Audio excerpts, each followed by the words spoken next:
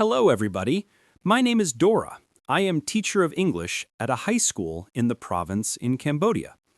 I am very delighted to share with you all of how to improve your English speaking. Please watch until the end of the video. Speaking English well takes time and practice. There are many ways to improve your English speaking skills. First, practice speaking every day. You can talk to your friends, classmates, or even to yourself in English. The more you speak, the more confident you become. Second, listen carefully to native speakers.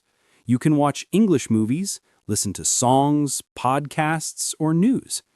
Try to repeat what you hear. This helps you learn pronunciation and intonation. Third, learn new words and phrases every day. Use them in your sentences. Don't just memorize them, try to speak them in real situations. Fourth, don't be afraid of mistakes. Everyone makes mistakes when learning a new language. The important thing is to learn from them and keep trying. Fifth, join English clubs or speaking groups. You can meet other learners and practice together. It's fun and helps you learn faster. Finally, set small goals.